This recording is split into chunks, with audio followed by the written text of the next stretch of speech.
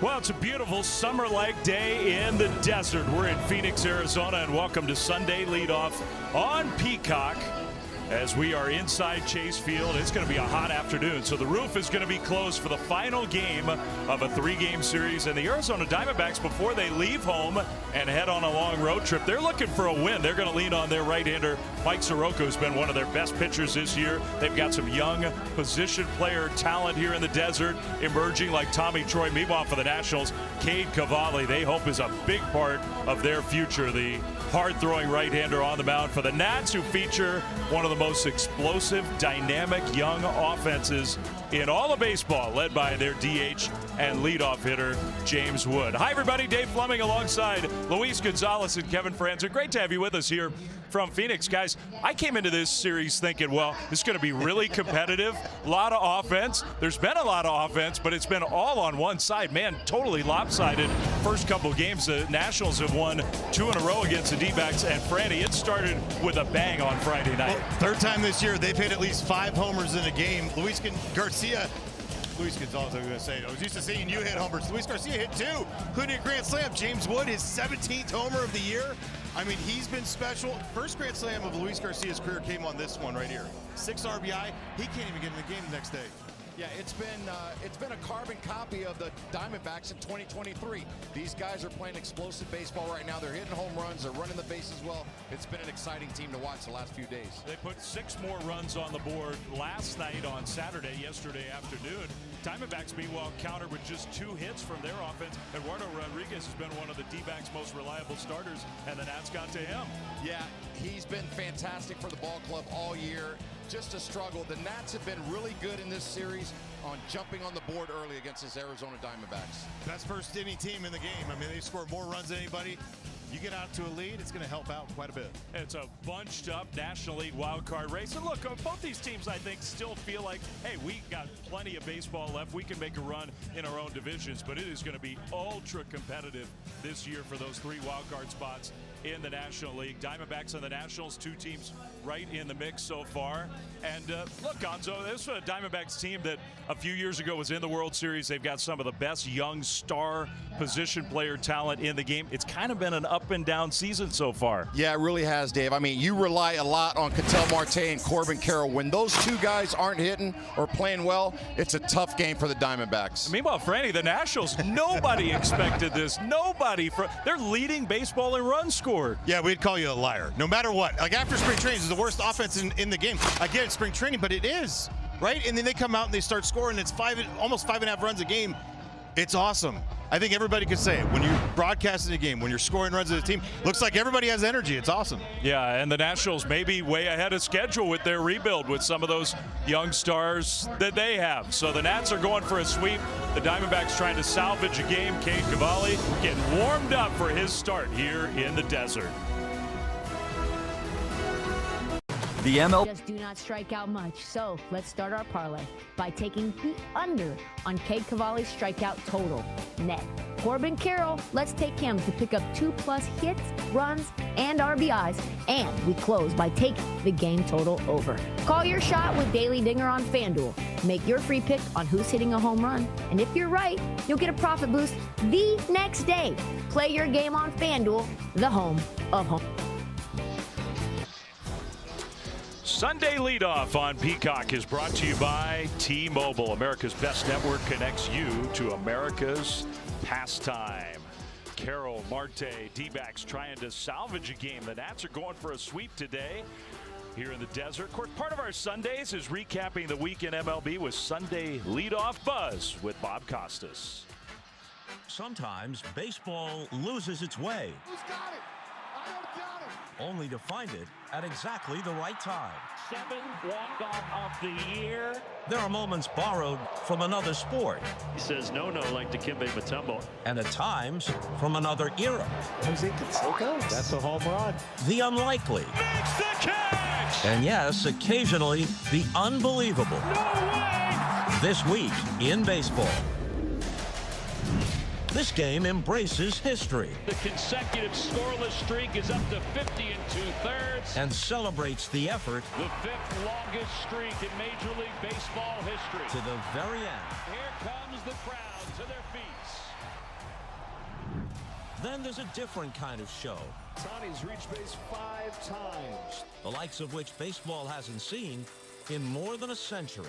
A curve falls out of the sky, struck him out. 6 scoreless innings for Ohtani. ERA down to 0.74. Sometimes excellence and quirky can be found in the same package. You look like Luke Cornett trying to block a 3. Because baseball has always made room for personalities. What? I guess he was figuring, well, I'm going to block. I wish I could tell you. There's no brain there. And characters who make it fun. Tell me it's not a beautiful game. Hoist the cone. No, that's fine. While the game's best Marte! He's done it again! shine brightest The Reds roar back from down 3-0. when the stakes are highest. He only takes one. It took a while, but it was worth the wait. Each week in baseball. A very exciting week in MLB, and guys, some of the biggest stars were shining the brightest, weren't they, this week? I mean, who do you want to start with? Because I like Yordan Alvarez. I've never seen that guy take an off-balance swing. He has the 3.46 slash line this year, 316, 430 on base with a 654 slugging percentage. I'd say the case for MVP is his. Yeah, there's no doubt. And you talk about Shohei, he was just here playing 4-game series. What can't he do? This guy is one of the most popular athletes in the world, and then he just comes out here and just continues to dominate. Did you see Jacob just this week? I'll take him. You know, there's this eternal debate. How do you pitch at Coors Field? How about you throw 104 as a starter? That's how you do it. Well, how about you throw it from 45 feet? How he throws it? Yeah, Mizorowski and the Brewers keep rolling with their incredible pitching. Some of the headlines from the week in MLB. We've got lineups and first pitch here from Arizona. The Nats and the D-backs coming up next.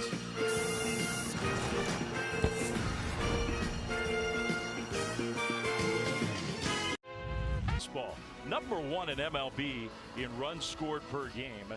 So it's going to be a massive challenge for the Diamondbacks starter today, Mike Soroka, who's having a really good year. Our pitcher profile is presented by Ford. He's only 28 years old. He's been through a lot of adversity in his career, and this is the best he's pitched in a long time. 12 starts. He's got a 3.49 ERA. Doesn't allow a lot of base runners. Diamondbacks have leaned on him a lot this year. For more on Mike, let's go down and welcome in the 4th member of our broadcast crew and say hi to Caroline Pineda.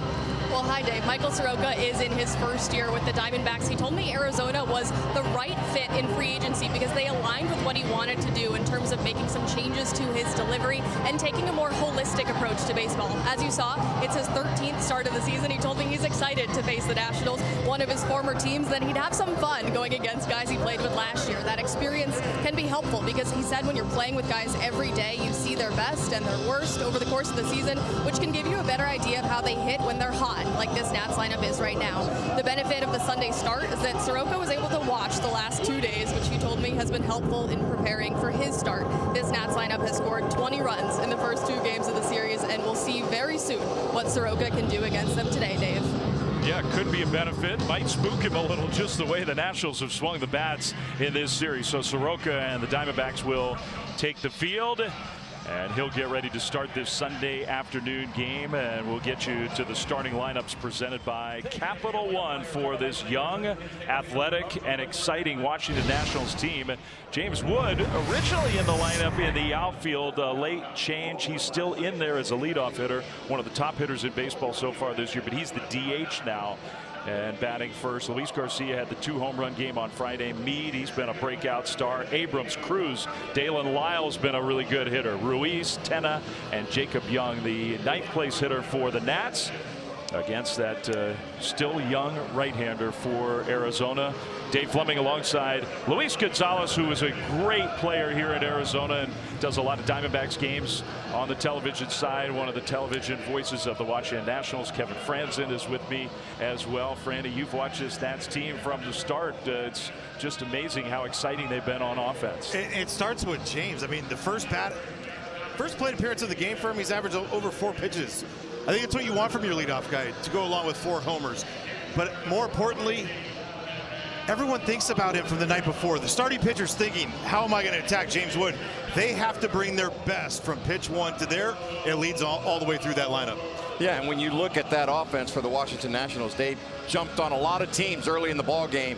And when you talk to their manager, the same thing Butera says.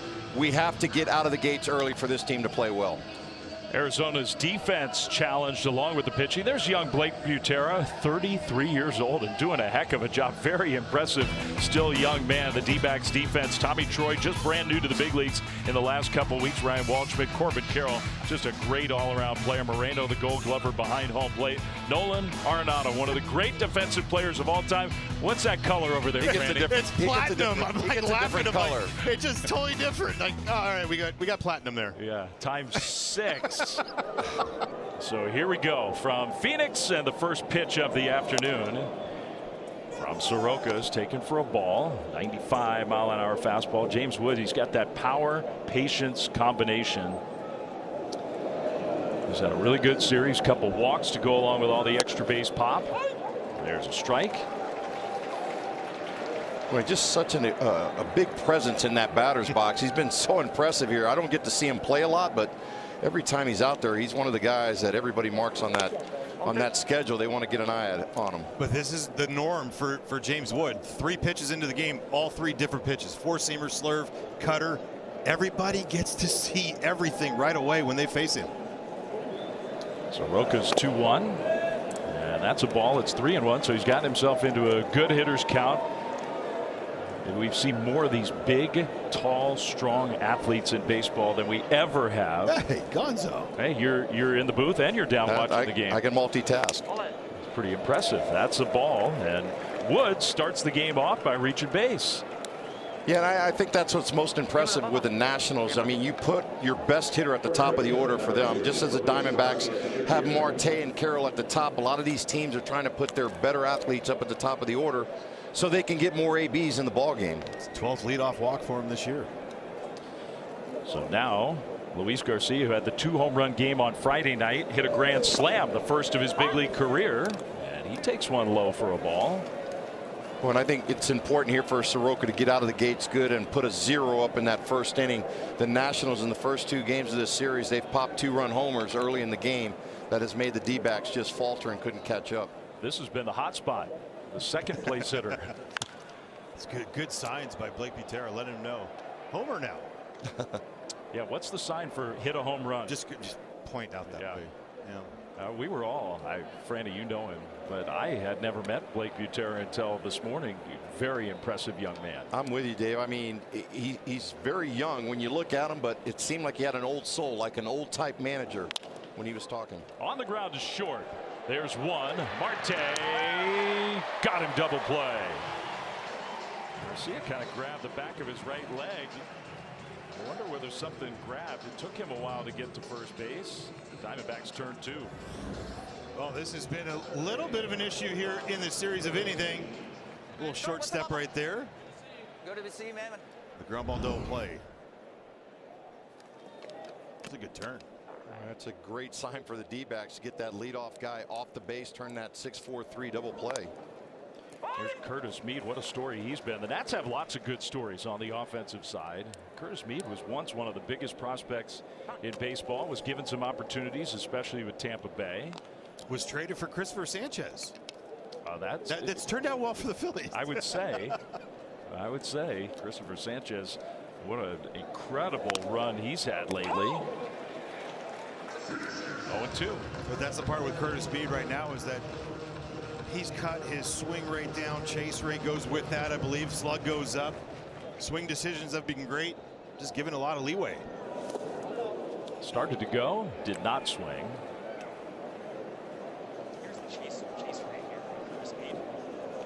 This is what Franny's talking about in terms of how often he's swinging, way less frequently, not chasing as much, and the OPS has gone way up. Yeah.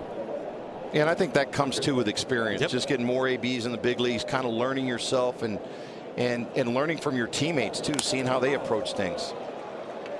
Stays alive. Watson's fascinating. He's only 25 years old, right? So it's like you feel like he should be around, and he's given this opportunity. He's still 25. He's still in that you're finding out who he is as a big leaguer early. Something similar with the guy on deck. Yeah, we just showed C.J. Abrams, who is kind of a flawed player, very talented his first few years, putting it all together now. I liken Curtis Mead to a Justin Turner, right? A guy that, and you could look at his stance and it almost looks like it too, but Justin had that hit ability, right? Before any of the power came, he could hit all fields, got DFA'd. Dodgers picked him up, but he rehauled his swing. Or overhauled. Dave, I know you were going to correct that one. I was not. I was going to let that go. Same thing. Mead strikes out swinging, and Soroka works around that leadoff walk. We're here for those who of the still young right-hander Cade Cavalli, who just doesn't have a ton of big league experience, has battled through some injury issues. Former first-round pick, 3.62 earned run average. He's been very good this season for a Nats team that hasn't been quite as good on the pitching side as it has been on the offensive side of things. The Diamondbacks will come up here in the bottom of the first. And the starting lineup for the D-backs. Oh, he wants to hit. Yeah, we have no time. Sorry. Not with him. He is ready. One of the best hitters in the game. Marte goes, he wanted to hit. You're right. Puts the first pitch in play and a running catch, Dalen Lyle. One pitch, one out for Cavalli. Starting lineups presented by Capital One. The top of the order, Gonzo, for the Diamondbacks is so key. Yeah, it really is, and it all starts with those two guys. Ketel Marte, there you see Corbin Carroll. Gabriel Moreno has been thrust into that 3 spot where Perdomo was usually there. Nolan Arenado 4, Pavin Smith, Walschmidt, Perdomo, Lou James Grove, and Tommy Troy, 2 young players at the bottom of the order. Perdomo was one of the best hitters in the league last year and has had a really slow start to the year. There's Geraldo Perdomo. Yeah, and I think he had to move up in the batting order, and it just hasn't worked out well for the D-backs hitting 3rd. He was a really good player when he was hitting 9th in the batting order. He knows how to take pitches, doesn't strike out a lot, and it seemed like his whole approach was changing hitting up in the middle. So Torey Lovello and company trying to figure out how to help Geraldo Perdomo get going. He doesn't need an energy boost. No. He's Mr. Enthusiasm over there. Meanwhile, Corbin Carroll, the king of the triple in MLB. It's a foul tip. It's 0-2. And this is the weird part about this team. These 2 guys are the best hitters on the team, the first 2 guys. 3 pitches, 3 swings already. It's not like their first time around where like Woods took a lot of pitches. These guys don't do that. They're very aggressive in the strike zone. They see something that they can get a swing on, they're going to take a pass at it. Well, starting now 0 for 23 right now for the first 4 guys in the lineup in this series. That's not a good recipe, right? And they'll continue to swing early. Yeah. Cavalli ahead of Carroll 0-2. Carroll spoils a foul. I find this one shocking. This Diamondbacks team with arguably as dynamic of a top 2 as anybody in baseball. Marte and Corbin Carroll, incredible 1-2 punch to start games. They haven't scored a run in the first or second inning in the last 10 games. Not one. Those run. 2 guys? The whole team. It's incredible. How's that possible? I don't get it. Yeah, it's been a tough run here with them, especially early. You know, you'd like to see them go up there, let the pitcher work some counts. There you see Corbin, he's fouling off quite a few pitches now, making Cavalli work a little bit, but there's been times where the pitcher's 2 or 3 pitches in, and there's been 2 hitters already gone through the order. Well, if they for Cade coming off a start against the Marlins where he walked 3 in the first, that's why I'm like a little surprised right now with that approach. First hasn't been a problem really for him, but just last start you're thinking, hey, maybe see a few. Still ahead 0-2. Carroll drives that one out towards the swimming pool in deep right center field. It is gone. Corbin Carroll. Well, there's your first inning run for the Diamondbacks. 1-0 D-backs. Boy, and he needed that right there. He jumped on that knuckle curve.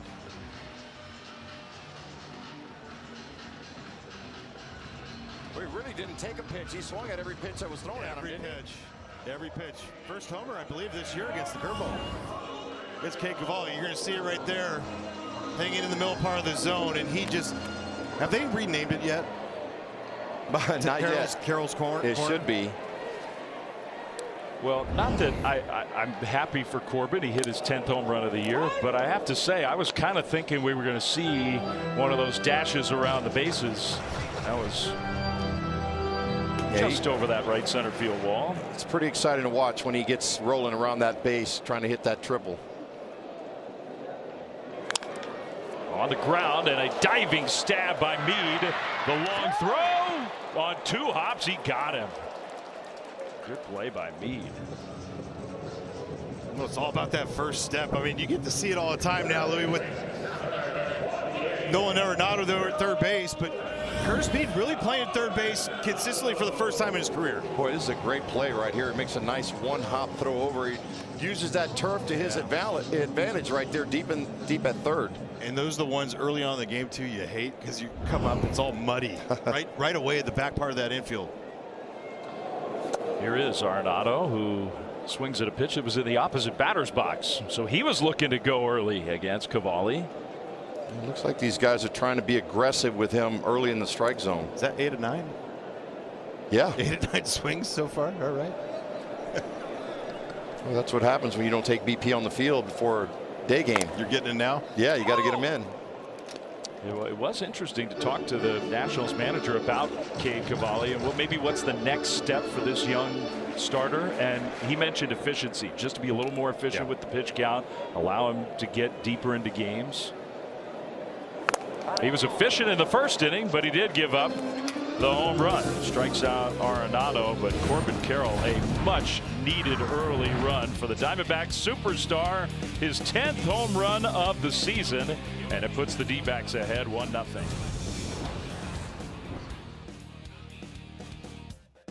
Ways to play our great game. To learn more, including how to find a league near you, scan the QR code, go to playball.org, follow @playball on X, Facebook, and Instagram. You know what's fun is you hop out of the pool with your goggles on and you get a Corbin Carroll home run ball.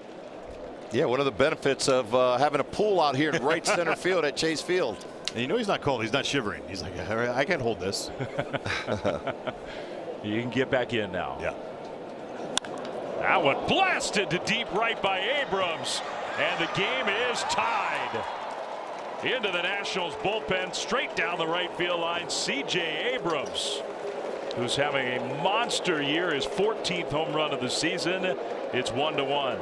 I mean, suck at those hands inside to make sure that you keep that fair. He stays inside that nicely. Cutter, the new wrinkle this year for Michael Soroka. Yeah, that was a pretty impressive swing right there. He got that ball.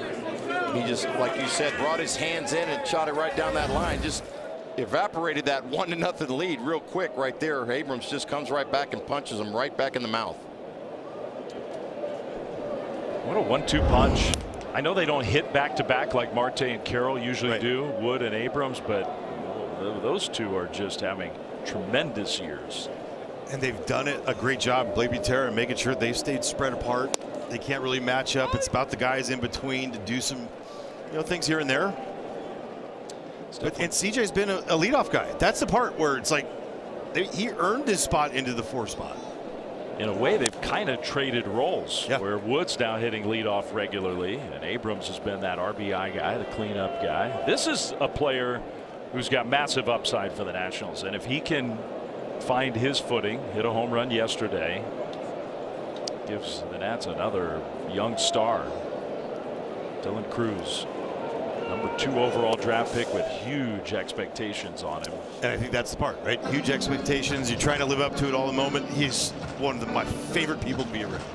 Loves it. Loves the game. I've described his game like it's watching Chase Utley. Yeah, I mean, he's impressive. I saw him play a little bit in the minor leagues, and coming out of the draft 2-2 behind the one and only Skeens, it's these two guys were high school or college teammates, over at LSU, and the bar has been set high for this guy. So this team is very young. They're very impressive the way they go out there and approach the game. 3-2, kind of got tied up a little bit out to center field. Waldschmidt for out number 1. Well, and it was a true spirited debate that year in the draft about Dylan Cruz was as highly regarded as Paul Skeens was. He should have been. I mean, his numbers throughout college, they mirrored what he did in high school, and it just continued on, especially on the big stages. And it has to be part of the burden that he does carry, because Skeens has turned into maybe the best pitcher in the world. Dalen Lyle, changeup from Soroka. Yeah, and he's definitely been a good dude in that clubhouse. You know, awesome. One of those guys that, you know, he's not real vocal, but he just kind of hangs, and he's in the weeds a little bit, and then he jumps out there and talks to the guys. And you know, he's been a pleasure, especially for some of our younger players, to have a guy like that that's been through a lot of ups and downs in his career, and to bounce back the way he's doing it. It's a great example. Around him all last year, or until he got traded. And just a sweet person, like just someone you like to talk to. Out number one. Capital One Venture X card, you earn unlimited double miles on everything you buy and turn all of your purchases into extraordinary trips. Capital One, what's in your wallet?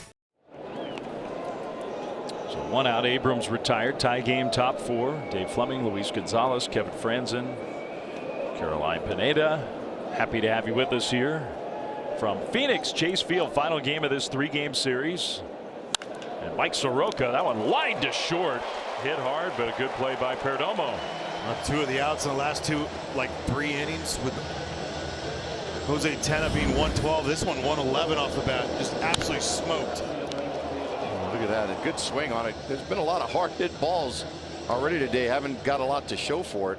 That's one of those ones that's hit so hard it starts knuckling. Like just pure contact can be tough. But that ball was moving. He was fighting it. Breaking ball for a strike. I have one suggestion for the Diamondbacks. If they want to keep Mike Soroka around, if they feel like he's a good fit here, get him a key card. yeah, that is true. We were in the tunnel today before the game, and he was trying to get into the backside the weight of the room. He was trying to get in the back weight room door. And he was locked out. Yeah, we were walking by. That was pretty funny to see the starting pitcher today just kind of banging on the door trying to get in. But just like who he wasn't panicking, wasn't freaking out, just kind of like. He kind of laughed it off with us. We were like, aren't you the starting pitcher today and you can't get in? Answer yes. Lyle takes the ball. And you've known about Mike Soroka. You've been around him now. He's sneaky big. Yeah, he is. He's a big boy, yes. He grew out of those early hockey days as a kid in Calgary. That's a cool story. You know, I think for him and Rodriguez, 2 guys that pitched in the WBC, it really helped them out. Yeah. You know, Soroka was coming, you know, he was in spring training, had to leave to go play for Team Canada. Came back and did a great job. Strikes out Lyle. I'm glad you made that point. We hear a lot of pitchers suffer. These guys benefited from it.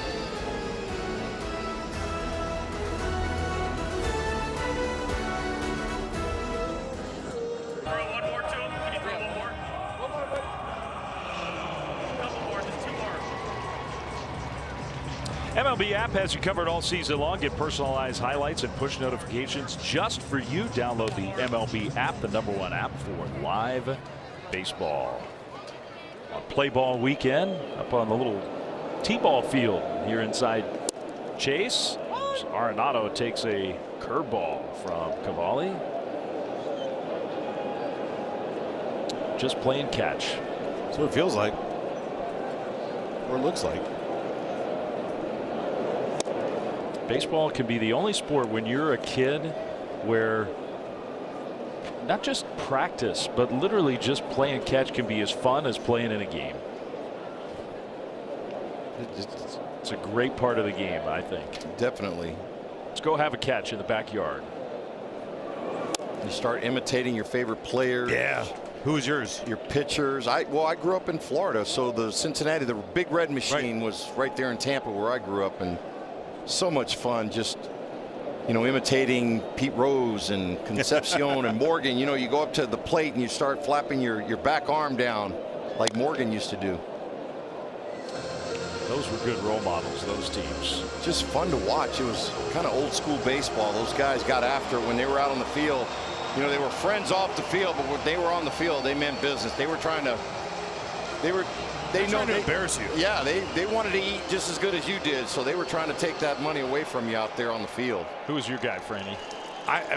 Growing up in the Bay with the Giants and the A's, we had like everybody. So we had like all the stances. with Canseco, McGuire, Carney Lansford, Terry Steinbach, and Walt Weiss to Dave Henderson. Then you go to Will Clark and Robbie Thompson, Matt Williams. So, yeah, I think we had plenty. Yeah, I loved Robbie, though. Robbie Thompson was my favorite. Yeah. Very underrated player. Robbie Thompson was a great second baseman. But then you look at, because not a lefty, I mean, we try to switch hit, and you try to be like Will. Well, and the game's changed so much now. I mean, back in those days, you knew everybody on the roster in the lineups. Oh, yeah. And now you're doing games or you're moving around and you go, when did that guy get over there? I mean, you know, there's no, the top main stars, of course, stay with their ball club for a long time. But for the rest of the roster, guys are moving around a lot. The 3-2 pitch from Cavalli to Dolan Arenado, who you watched him play for the first 10 years of his career, and you figure he's going to spend his entire career in Denver with the Rockies. I'm mad that he's not still. I'm glad for you guys you get to see him, but like it just, I don't know. We've been fortunate here. Our last couple free agent third basemen have been really special. We've got Longoria, who played here. Up the middle, didn't hit it that hard, hit it to the perfect spot. And Nolan also, who's come here. These two guys, Gold Glovers, play the game the right way. They're great leaders in the clubhouse. Not real vocal guys, but they get their point across to a lot of the players. And he just shows you what it's like to fight. Staying in it bad. Doesn't matter how ugly it is on that swing. Just get it done. Yeah, he fought off some tough pitches. You don't usually hit a little line drive like that 65 off the bat and get a hit out of it. No. But he did. Hey, I think one of the biggest hits of my career was probably 65 or less. And you know what? It works. It works. Is it that big? It kind of went to a similar spot. Yeah. It wasn't that different. So when guys talk about the exit velo, I think that's overrated. 100%. You're in the 9th inning of Game 7 of the World Series. Exit hits.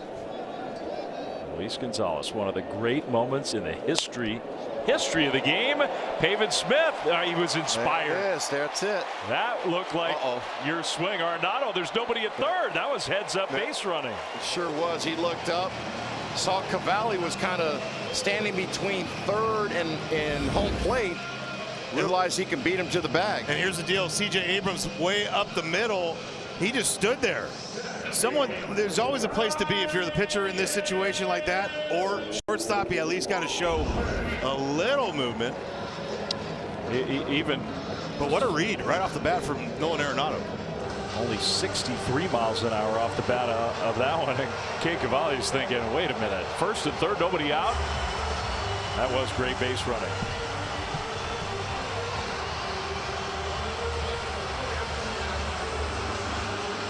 Hey, Dave, this is one of my favorite parts about this game from up here, is being able to see guys' reads right off the bat. I mean, he put his head down knowing that was going to be a soft line drive in left field.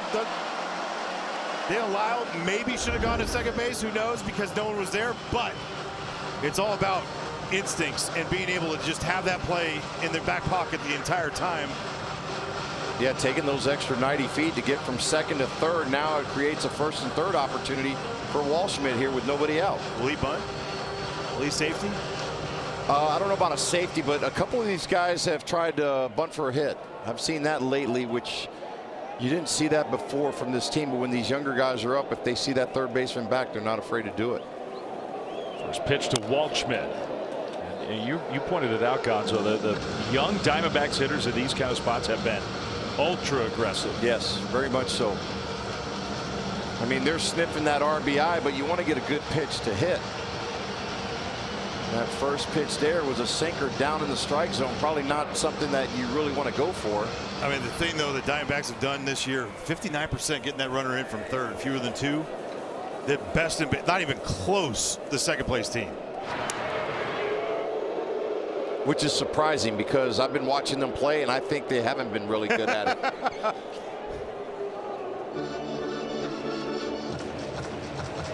Especially this lower part of the batting order, their at-bats have been very aggressive. Yeah, and for Luis, maybe a little recency bias too, watching this team lately. They were the best team with runners in scoring position in baseball through the end of May. In June, they're 4 for 30. There you go. So I'm not seeing things. Not great. Well, right now for Cade Cavalli, he's got to sniff out that punch. He's got to go for it right here. Try to set up a dull play ball to the next guy and maybe get out of this inning, but it's got to be for the strikeout here. 1-2, kind of a big miss there with the 98-mile-an-hour four-seam. We wasn't real happy with that pitch. Let's see if he tries something with a breaking ball middle away. A lot of these younger guys have been really aggressive swinging, and they've been swinging at balls out of the strike zone. Waldschmidt on the ground. Abrams will get the out at second. Throw to first. Got him double play. This is close at first, I think. Arenado will score no matter whether they got the call right or not. Waldschmidt's going to wait. The Diamondbacks will take a look. It's 2-1, and they will challenge. Yeah, he could bust it down the line. Jose Tena really took his time at second base. That's not their normal second baseman. Nasim Nunez. Watch, CJ gives a great feed, quick, and just really nonchalant. Well, these guys will hustle down the line. That's one thing with Torrey's team. Yeah, that's a pretty easy call right there. But we saw that against San Francisco a couple weeks ago. Ball was hit to shortstop. Tommy Troy, young player running down the line. The shortstop feels the ball, looks up, and then all of a sudden he sees that he's hustling down the line, not just a routine out, and he ends up airmail, and it ends up being a big inning for the Diamondbacks. Now the fans here just saw up on the big video board what we saw. That should be an easy overturn, I would think. So that's going to give Waldschmidt an RBI. It'll give the Diamondbacks a runner at first. The call is overturned. The runner is safe.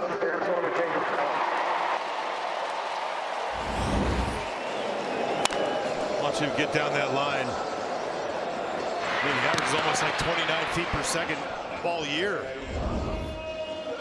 Right-handed swing. He got there at 4.25. Yeah, he can move down that line. He's pretty impressive the way he doesn't give up the out. I mean, he's going to hustle down that line to try to beat the throw. Here's Perdomo. But when I think of the big leagues, I think of that right there. How hard it is. It's not so easy just to catch, throw, and you got to have intent. And when you're at second base, no one's barreling down on you. You don't have that same luxury anymore. It's just kind of like, oh, I can take my time. That was a slow exchange. That cost the Nationals an out. Perdomo, foul ball. Yeah, you're right. I think that's the simple fact that the runners aren't barreling down on you like before, trying to knock you out into left field. These guys are kind of either veering off or sliding before they get to the bag. They're not making that hard sliding contact with that transition, so they take their time a little bit more and just feel like they can put a better throw on it. Big swing, and the helmet flies off. Did he catch it? He caught it. It's impressive. It is a plague around baseball. The helmets flying off. I can't stand it. Well, Drew Millis, the backup catcher, or one of the catchers, I don't know how you want to describe, starter, backup, whatever. Just the other day against the Marlins, slid into third, his helmet bounced back, and hit him right here in the lip. 3-4 stitches. Corbin Carroll had the scary one a few weeks ago where he's running to third. His helmet had flown off. The relay throw, trying to get him at third, just hit him right in the head without a helmet on. This was a few pitches ago. I mean, it was off his head. Like, that's the scary part, because it's off his head before, right? A lot of times it's that face guard touches the shoulder. There it is again. Why don't so it should be the moment you have it pounce off there, you got to have chin strap. This play, Franny, is what I was talking about. Giants D-backs May 19th. Helmet came off early, so here he's chugging to third. Arise. Oh. I mean, just smoked him. Stop yelling at me to run home. His third base coach is yelling at him, and he was stunned. Yeah, I'd like to hear your call on that one, Dave, because I know you were here doing that game. Oh, I made a call of it. Yeah. Oh, I did.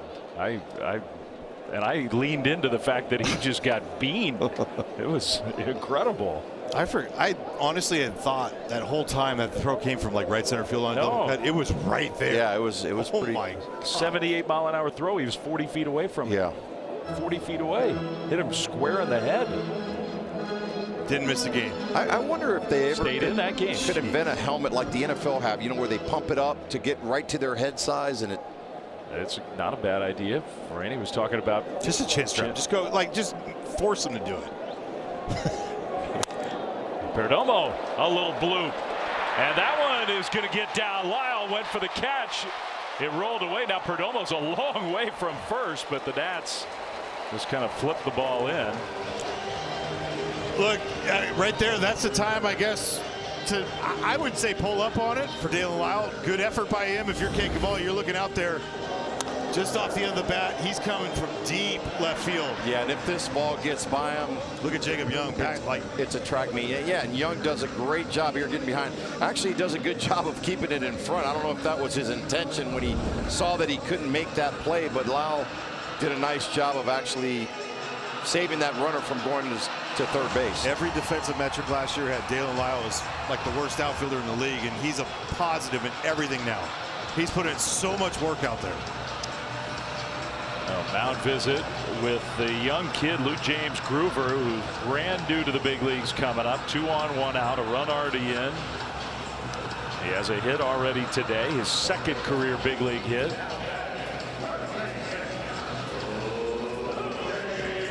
And he doesn't look like the moment's too. I mean, no. He's got the baseball demeanor of calm, cool, and collective up there. Watching his first day of BP. Good Lord. He was hitting balls in the second deck. I was like, wow. All right, meeting over. Cavalli trying to get through this bottom of the 4th inning. Strike one.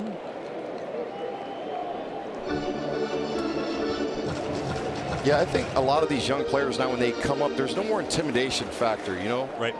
Now we have all the networks, everybody's watching, all the travel ball, just everything that goes on with these guys coming up through college.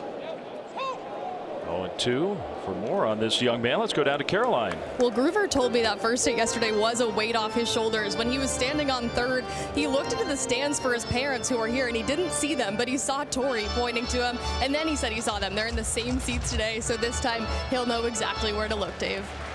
Dad Lou James, mom Lasagna. That's awesome. It's an incredible moment. Great feeling for you to get your first major league hit with your family and friends in the stands. 0-2, fouls that one away. Well, he's got him set up now, right? This was the first hit of his big league career yesterday. Look at that hop right there. It should be that should have been a triple. Yeah. I hope they change that. He only got credit for a single. It hit like a little funny spot in the turf. It skipped by. That should be a triple. That was Jacob Young's first error in over 2 years. Wow. He doesn't care. He got a hit. I love when you see the families and you just think how many hours, the rides to the Little League fields, the sacrifices that everybody made in the long journey it takes for somebody to get to this. I love it. 0-2 on the ground is short. Abrams, Tenna, a little better turn that time, and they get the double play. So after all that, just the one run for the D-backs. They've got the lead though, 2-1. Score big on authentic gear at MLBshop.com. From official jerseys and memorabilia to hats and hoodies, we've got the season covered. Scan the QR code or visit MLBshop.com, the official source for your favorite team gear. You can find a Corbin Carroll bobblehead. There's the Diamondbacks star right fielder. Yeah, the D-backs finally have a lead. They were just getting trounced in the first 2 games of this series, almost from the first pitch of the game. Trying to get a win before leaving town, heading on a road trip. Diamondbacks 2, Nationals 1. 5th inning, Soroka to Ruiz, who hits that one out towards right center. Waldschmidt. 1 out. U.S. Women's Open presented by Allies on NBC and Peacock. Nelly Korda leads the world's best golfers at the iconic Riviera Country Club in Los Angeles. Weekend coverage is live tonight, 5 p.m. Eastern time on NBC and Peacock. Nelly Korda trying to win the U.S. Open for the first time. God, she's so good. Amazing round yesterday. She is. That would be a great story. It's cool to see the best in the world play one of the best golf courses in the world. Tenna pulls that one foul, and he's behind in the count 0-2. I was fortunate enough to play there last couple of years at Riviera. Watch that tournament for years. Never knew that 18 was like straight uphill. Like from all the views that you had. What a place. 0-2, got him. 2 down. Nasty slurve on this one. Boy, good location too. Tough pitch for that left-handed batter to get to. Down on his back leg. Starts up over your hands. You think you can hit it, get to it, and then all of a sudden it just dies right down on the inside part of the plate. I always like watching Soroka because he looks so calm all the time out there. Nothing phases him. There's no sense of urgency or panic on his face when he's out there pitching. He's got all those different weapons. He's really mixing and matching now. Strike one to Young, the ninth place hitter, and a slurve. It's 0-2. His plus minus on that too, because he's gone from 79 to 84 with it. His ability to give you various looks with that one pitch.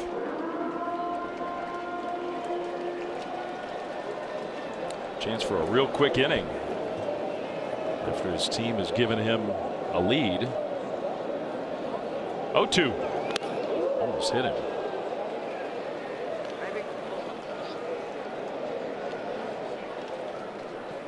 He wants his dugout to check just in case it grazed him somewhere. I always thought that was funny. The hitter needed help. Yeah. If you needed help, then guess what? Didn't hit you. Well, you would hope that your hitter would sell it better if he. Yeah. Yeah. No, true.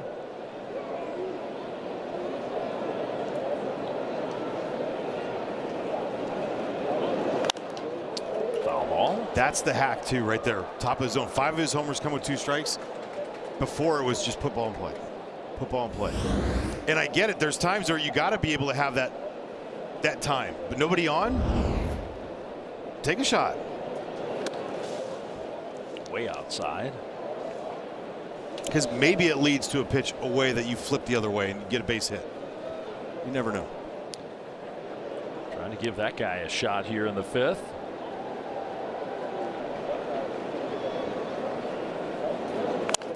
On the ground is short. Perdomo throws out the speedy Young, and that's a 1-2-3 inning. Soroka, he's on a roll now.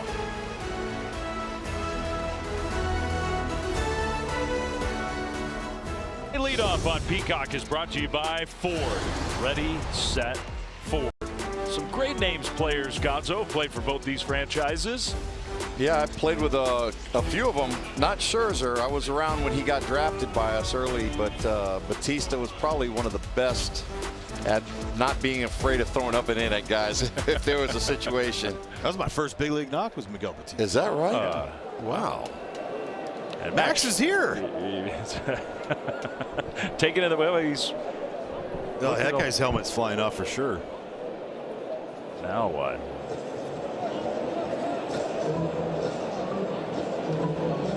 Manny Gonzalez and Ron Culpa, the crew chief. They're pointing up towards that balcony. Or someone with the pitch clock, maybe. They're like, I don't know. Is there a glare coming off? Because look to the right up there, to that right center field, right above that Fry's sign in right center. It's where they do the pre and post game shows. I don't know if that little reflection over to the right more, guys, on the camera, if you can get it over. I think Manny's double dog daring Ron Culpa to jump into the pool. Right up top, right over that, where that Fry sign is, right there. Maybe that glare. I'm not sure if that's. So we're gonna. You know, just get on the PA and let us know what's going on. That'd be nice. That's the one thing that we wish happened a little more. Umpires are getting there. They're doing a little better job. I think in the future we'll get a little more of that. We could be totally off too. It could be something totally different, but yeah, could be. Cade threw that ball out too, so they're wondering maybe it was a pitch clock thing. Yeah, maybe we're overanalyzing this thing and it's something very minor. Nobody seems angry. Yeah. I just want to get. This is what happened, guys. Right. No big deal. Some umpires are better at that than others. A little more comfortable on the mic. Tommy Troy, the ninth place hitter, And then the dangerous top of the order for the D-backs. They're in the bottom of the 5th. Got to see him play as a freshman in high school at Los Gatos High in the Bay Area. Coached against him. He was a baller then, playing varsity. Look, and he's learning pretty much at the big league level too how to play the outfield. You know, drafted a first-round pick as a shortstop. Something's going on there too, because Dave McKay just asked the first base umpire what's going on. Like they just. We're going to see if we can get to the bottom of this. 3-0 meanwhile. Dave McKay, one of the great coaches in the game. Awesome.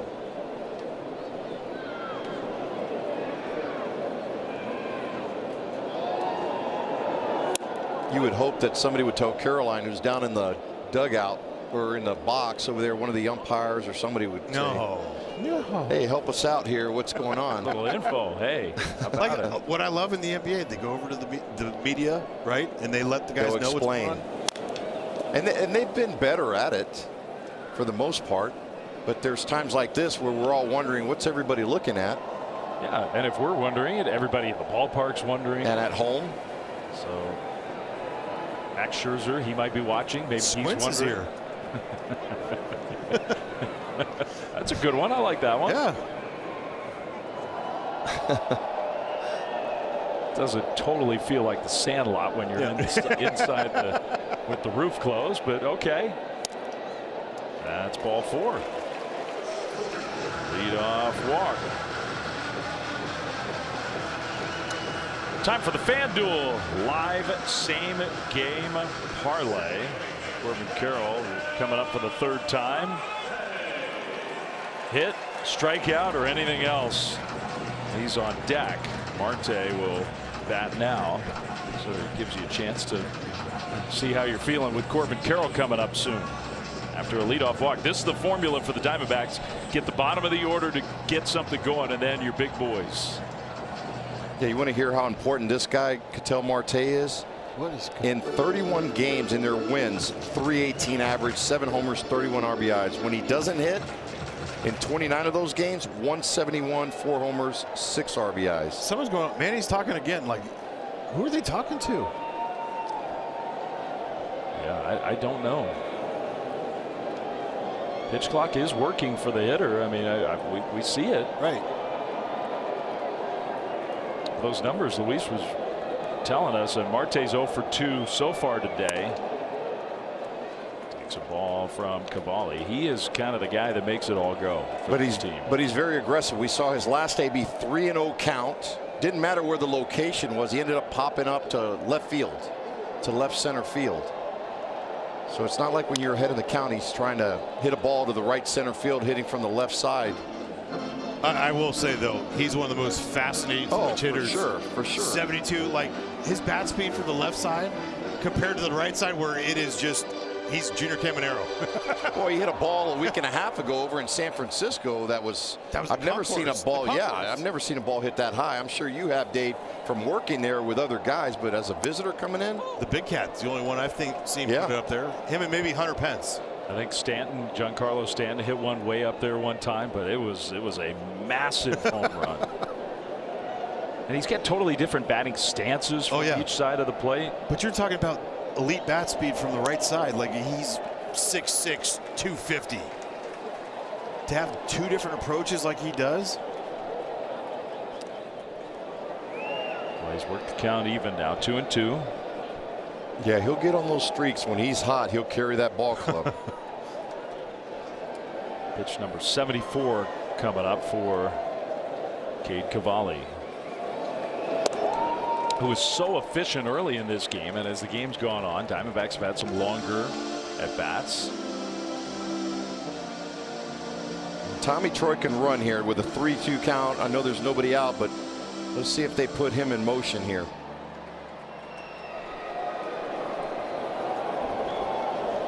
Nope. Not going, and Marte hits another opposite field pop-up. Lyle is going to call off Abrams. That's a big out for Cavalli. We did, with some help maybe from Caroline, we did figure out what was going on. All right, watch those clocks. Now just keep your eyes on. So 1 goes to 10. They're off. They're off now. Okay.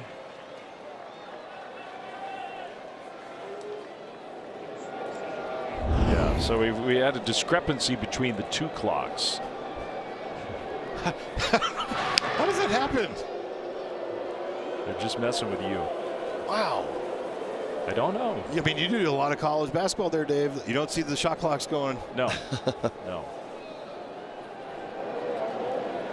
Well, now we only got one of the clocks working. Yeah, which is probably the better scenario. Ball on to Corbin Carroll.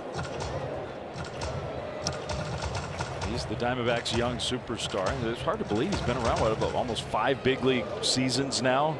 It's crazy. Kid's got a heart of gold. He does a lot of community service. He goes around signing autographs, talking to people. Felt bad for him. He went back last road trip to Seattle. That's where he's from. 200+ people there to see him play. His mom and dad, everybody, and they were like, Sunday is our day. Friends and family, you're on your own, or all the other friends. Pop up on the infield. Not happy with that. Abrams in front of the bag. 2 down. And the series did not go well. No, it did not. Corbin and the Diamondbacks kind of sent him into a funk. Dodgers came here. They managed to get a couple wins. Yeah. Well, I mean, that pitching staff they're going up against in Seattle and then back-to-back with the Dodgers are going to do that to you. Yeah, and the Seattle pitching staff, they looked really good. And not only that, but those guys were hitting the long ball. I mean, they weren't missing fastballs when they got it. They were very aggressive, and they got 2 pretty good young infielders out there. The Emerson kid is awesome. Oh, my gosh. Young, second base, right? Cole Young. And Emerson's, what, 20 years old? He's going to be 21 in July. That's pretty impressive. And they're doing it without Cal Raleigh. To have a kid that can't even go to the hotel bar. Nope. Head to your room, kid. You got to go to the room, order a pizza. They don't do that good. anyways these days. Yeah, they don't. Not like they used to. 1-0 to Moreno. He blasts one down the left field line toward the corner. Gone! A line drive homer. And it's 4-1 Diamondbacks.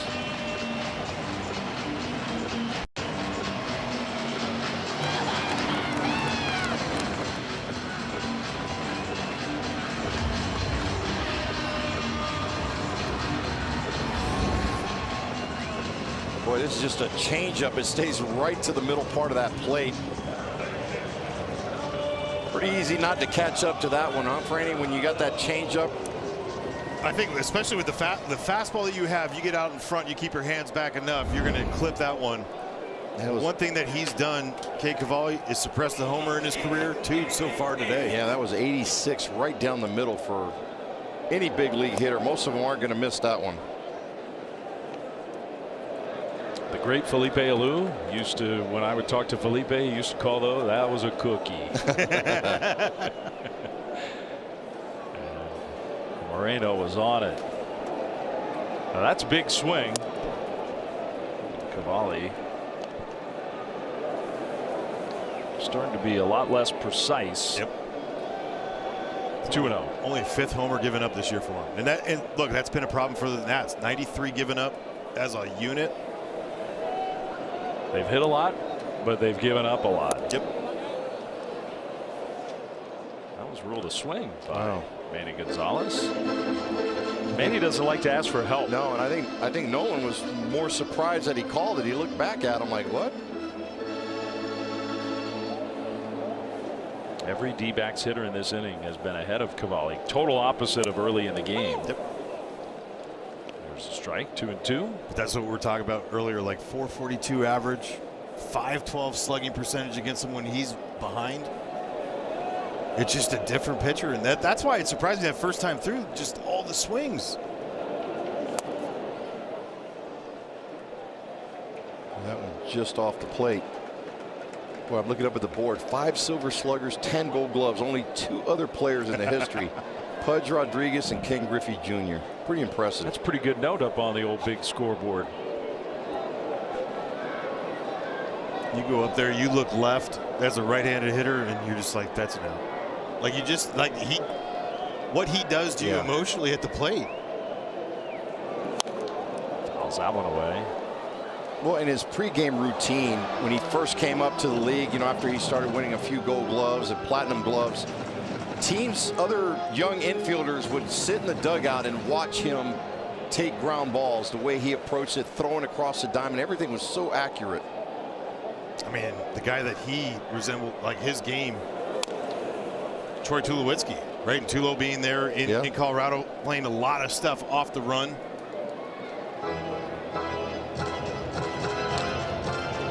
We were laughing with Torey Lovello, just thinking about Nolan Arenado and Matt Chapman were high school teammates.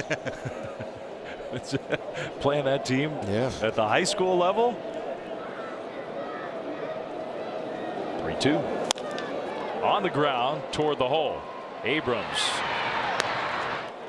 Out number 3. But a walk and then a 2-out, 2-run homer. The home run dance here in the desert. It's 4-1 D-backs. Well, they do the Legends race here in Arizona for their all-time greats. Randy Johnson, Matt Williams, Mark Grace, and of course Luis Gonzalez. Gonzo, what in the world happened to you? I just want to apologize to you guys right now, everybody in the truck. That was pitiful. I will be having a sit-down conversation with him. I may have to send him down to the minors after this one. That is not good enough. I have gone down, though, and said, hey, buddy, you're embarrassing me. I got friends and people here. They think that's me. There's one of those improv Arenado kind of throws. Yeah, it would. It's the 25th anniversary coming up this fall of, I mean, when you see that all these years later. It never gets old. Yeah. Never gets old to be a part of that. And what a special moment to celebrate that here in our home city in front of our crowd, our fans. It was pretty unique. One of the great World Series of all time. A walk-off Game 7 win. You did it against the greatest reliever in the history of the game. I wish it would have went a little bit further out behind the cut at shortstop. I love how last year they were sort of celebrating that moment. Garcia out to second, and that's out number 2. And so they went out. Didn't they go out on the turf and kind of mark the spot? Yeah, the year after the World Series, and I told the ground crew guy, hey, can you buy me a couple more feet there, push it out a little bit? Number 20. But everything that year meant, right? Just everything that you guys had. So much country. You know, that's what's so unique about getting teams that you'd never know. Like in 23, the Diamondbacks got there and kind of backdoored their way in. So, I mean, we're looking at all the teams right now in the top of the division and everything, but all of a sudden there could be one team in the middle of the pack, wild card, whatever, and get hot right at the right moment, and they could be the sneaky team to get in. Meade down the left field line. That's a base hit. Curtis Meade going to ricochet in the corner. He'll make it to second with a 2-out double. Give C.J. Abrams a shot here in the 6th inning. It's a long way from being over. One that finally backs up and stays up just enough for him. Good job by Curtis Meade to stay on that. The Australian. Well, you don't see like the national team. They don't give away a lot of ABs. Every now and then you'll have a bad at bat. We saw one earlier with Garcia, I think, popping up over to third with first and second. But for the most part, they're going to battle you up there. This has been their RBI guy, C.J. Abrams, who has a home run today, goes after the first pitch, and it just goes foul. What an impressive year from this guy. There's an all-time Nats great, Ryan Zimmerman, face of the franchise for many years. Still the face of the franchise. Gets to come up in the booth. He's awesome. God, he's awesome. Nats haven't been around that long in Washington. They've had a lot of great players. Abrams skies that one into shallow left. Perdomo's making the call and the catch. An 8-pitch inning. The only thing that went wrong for the Diamondbacks there was, man, Gonzo got to do better. Going to work on it.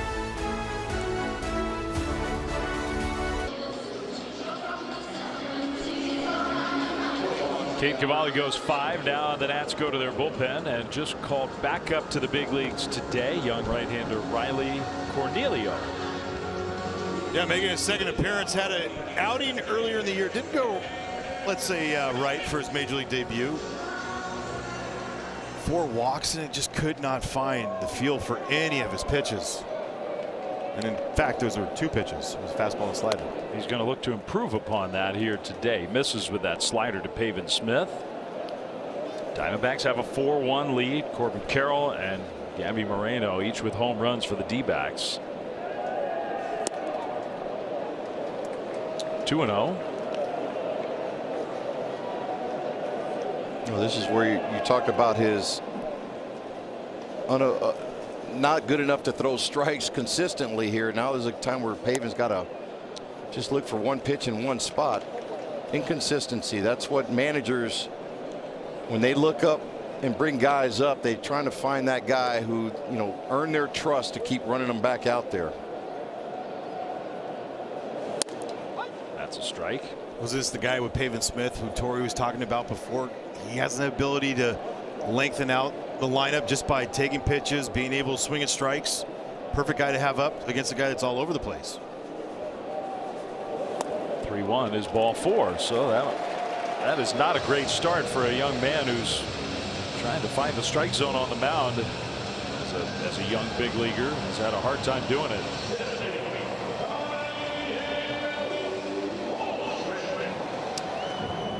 The consistency piece. You talk to guys like you two who play this game, in this sport especially. I mean, you can come up and maybe have some early success, but finding a way to sustain that and not just earn your spot, keep your spot.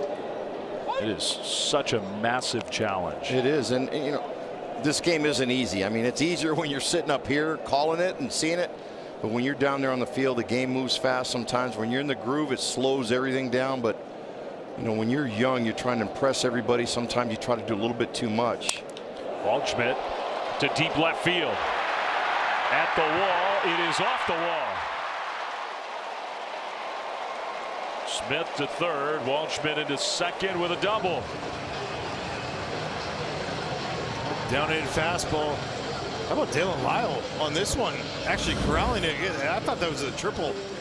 Homer, a triple right off the bat. Yeah, this is a nice job by him out in left field, because that ball gets into that little corner, that tricky corner. Could have bounced any which direction.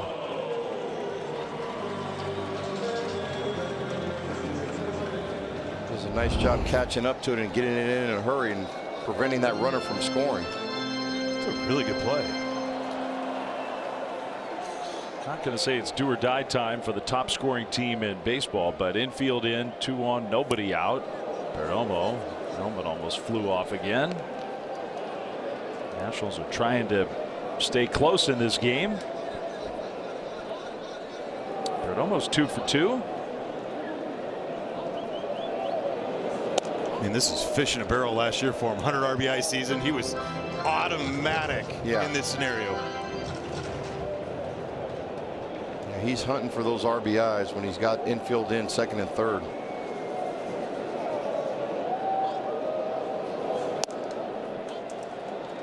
Not really the feel for the slider so far for Cornelio.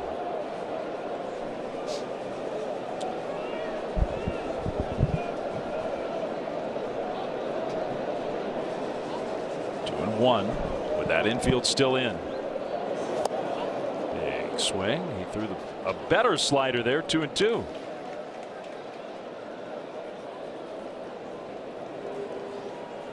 One of the best fastball hitting teams in the league.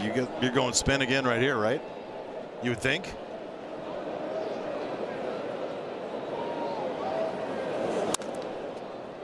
He did.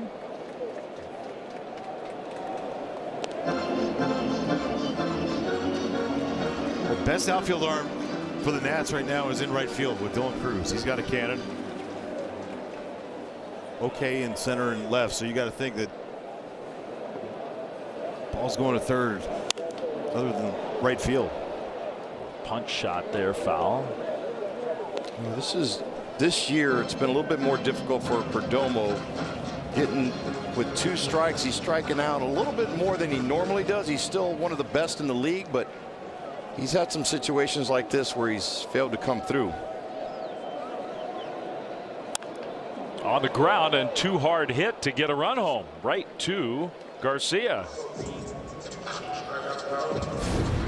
Craving more baseball? Just tell Siri, show me today's MLB schedule. Well, that's big first out. Now your young pitcher out there, second and third, nobody out. You get that first out, you start to maybe see a little light at the end of the tunnel. Maybe a pathway to get through this. James Groover, the rookie. That was a big chase on the slider. Well, let's just say I think the slider, he's feeling it right now. Better. Yeah, that might be his bread and butter pitch right now, especially with Groove up at the plate. Keep that pitch middle away down. Make it tough for him to get that RBI. This is a starter that they have coming out of the pen. They got 3 guys there with Brad Lord, Mitchell Parker, and now Riley Cornelio. That's where they get some length out of. But this is a new situation. I mean, he's only done it a couple times. I love the idea of young pitchers who are starters and are going to be starters finding their footing in the big leagues in this kind of role. We have plenty of those guys in San Francisco do it, right, coming up. Then you also have the young guys that were just you're ready to be a starter no matter what, with Timmy and Mad Bum and Matt Cain. Those guys, just, all-timers. Yeah. Well, the all-time talents may be a little different, but I think it's a good way for young pitchers to just get the feel of the big leagues, not the pressure to go deeper into games. And to learn how to attack. Yeah. It's a pop-up. We'll see. Behind home plate. Ruiz has room. 2 down. It's a great job right there by Riley Cornelio and Keibert Ruiz. You were talking about it earlier. Keibert has been one of the worst catchers in the game for 4 years. He has turned his game around completely defensively. The way he calls. Bobby Wilson, now the catching coach up here in Washington, came over with Boch in Texas, has just changed his world. Give him a lot of credit. Yes. Huge improvement. Now the infield can move back. Tommy Troy takes a strike with that slider. Well, he was in trouble. Second and third, nobody out, and he's got a chance here to wiggle his way out of it. And I think this is the part of the order that's really given the D-backs the 7, 8, and 9 part a little bit of trouble with runners in scoring position. 0-2. Body language looks better. He's standing a little taller on the mound. Well, you were just talking about just that success in the big. Like it could happen in the moment, right? Like not just over a time. Walk a guy, double, and then there's the slider. There's a swing and miss. You find your way back. Yep. 2 strikes. A little check swing comebacker. How about Riley Cornelio? Nice. Second and third and nobody out, and the Diamondbacks do not score.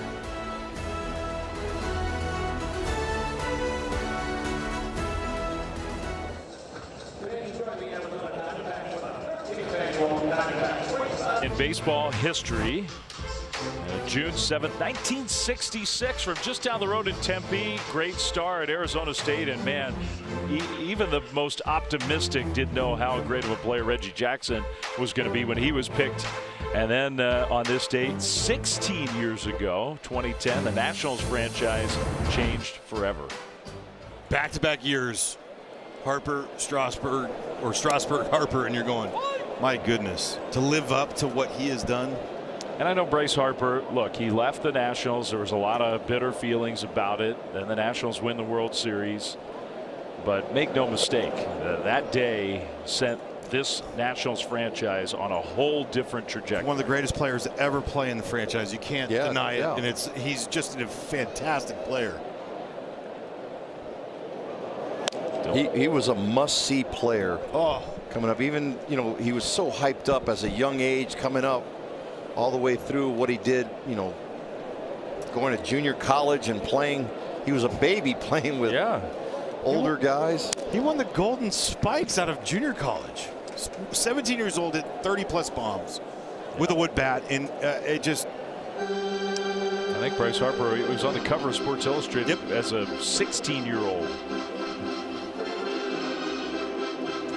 And it got, I mean, baseball in Washington, D.C. had a long storied history for decades in the earlier years of the game, and then it went away, and the Nationals franchise came back. The Expos turned into the Nats in 2005, and it took them a few years. Didn't win a ton of games. When Bryce Harper and Strasburg showed up, the fan base was energized. Dylan Cruz, sky high fly ball way up there. Tommy Troy.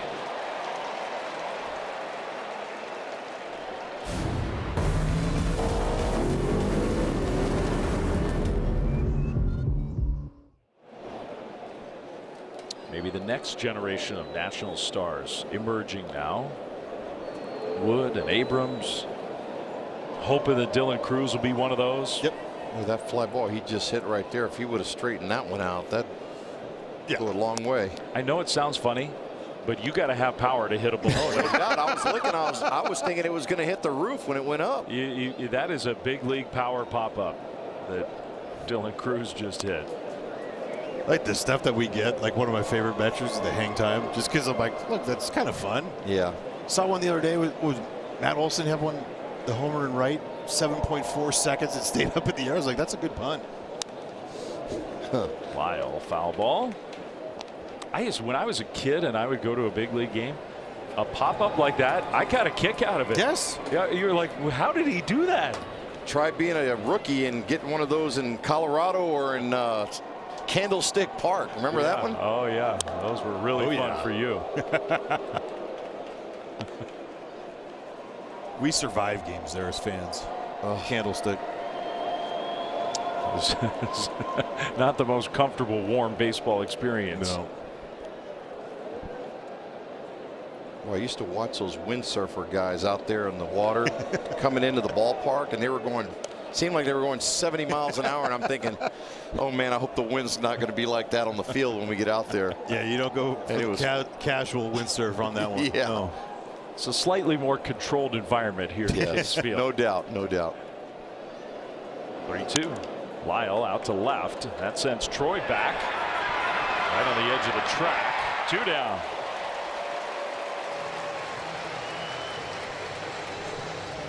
Mike Soroka, 91 pitches, 2 outs here in the 7th inning. Another quality outing for him.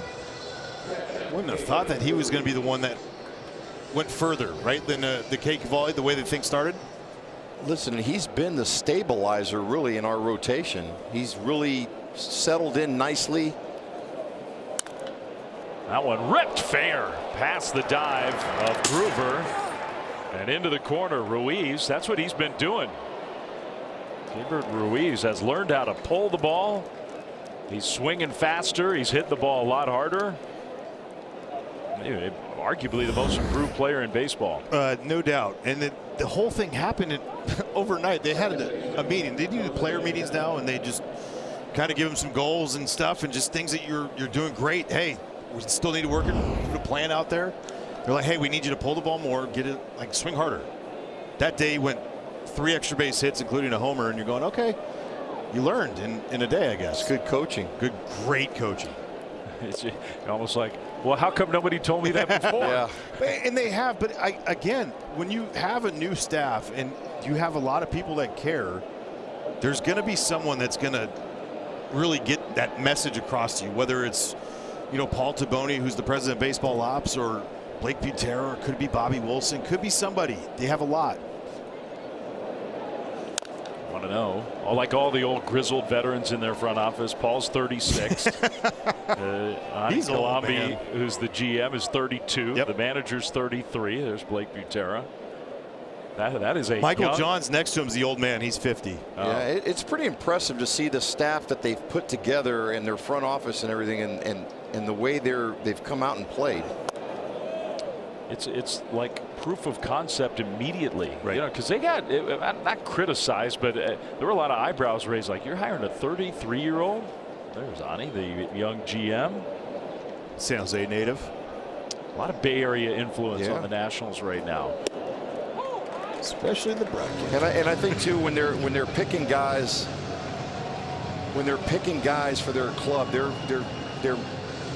trying to find what's going to fit well with the pieces they have there. I mean, know, we talk about Wood and Abrams, and those guys are the centerpieces, but they want the right fit around those guys that are all playing in the same direction. But that's the thing, is that you go through these and you don't have those two. You rarely have those. Look at all the gray hair involved. Yeah. Oh, it'll get gray soon. Soon, yeah. For all those guys.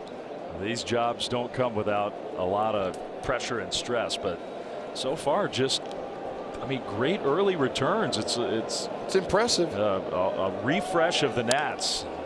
One of the best stories in baseball so far this year. My favorite thing has been Paul Taboni since his introductory press conference. He's talked about alignment from top to bottom, from big leagues to the minor leagues, and having the same message. And he's followed it to a T. And that says more about, right? Like, you have an idea, you have a vision, but okay, follow through with it. Full count. Good at bat here from Jose Tena. He's battling after the 2-out double. This will be pitch number 100, and the Diamondbacks bullpen for the first time is working.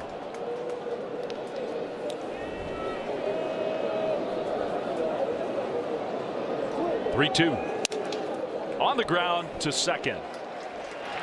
Marte throws him out. That is a strong 7 innings from Mike Soroka here in the desert.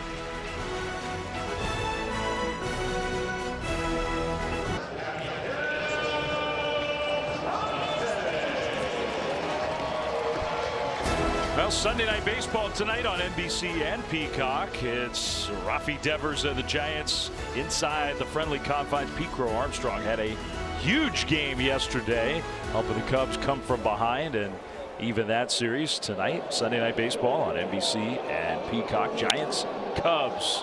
Ketel Marte's been wearing out left field in this game, which probably wasn't really his game plan. Out number 1. Guess he saw fastball. He's like, he's not going to throw me anything else. Yeah, just tried to jump on that first one, ambush him. Well, this was moments ago. Mike Soroka getting high fives and kudos for a job well done today. So it looks like he's finished for the day. Corbin Carroll takes ball 1 high. Carroll hit the home run. It was a big swing in this game. I know it was only 1 run, and it was the very first inning, but the Diamondbacks had played from behind this whole weekend, and that gave Arizona a 1-0 lead. Now he's ahead of the count 2-0. Well, and it gave the top 4 guys their first hit in the series. Yeah. First run in the first 2 innings in a week for the Diamondbacks. Which is hard to believe when you look at the top part of that order. That's what makes the team go. Oh, he knew that one right away. Those are the ones that you. The batter is suddenly to the goal. Yeah, just challenge that one. When it's obvious, I don't care what the situation is, just challenge it. Oh, yeah. That one was obvious. I missed that. What did he say? I think he said, "Oh, that was a bad one." That's perfect. You like umpires with a little personality. It's great for the game. Absolutely. That's ball 4. So Carroll draws the walk. And this is where I feel like they're going to test him right here, right? Like, this is Riley Cornelio coming in. A lot of off-speed pitches. You got to think that he's going to be off first couple of pitches here. Time to go. Because it's only 4-1. Well, he doesn't run as much as he used to. I mean, he's got some bags, but he's not as aggressive. Moreno, who homered his last time up, one of the big swings in this game, took it from 2-1 to 4-1. But the D-backs have had some chances here to add on and maybe almost put this game away. They haven't done it. It almost looked like the pitcher was trying to challenge there. Either that or he was adjusting his hat. He kind of looked around. Carroll's dancing over at first. They'll throw over. He looks like a guy who's thinking about going. Every single time. He's got active feet all the time, huh? Torey Lovello called him a freak athlete. He is. He definitely, you know, just when you think you've seen it all from him, he does something even more spectacular.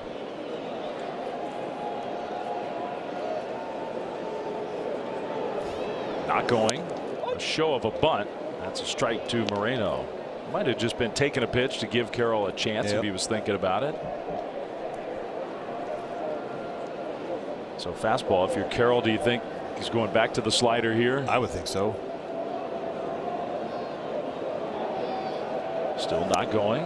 He stayed with the fastball, 1-2. He guessed right.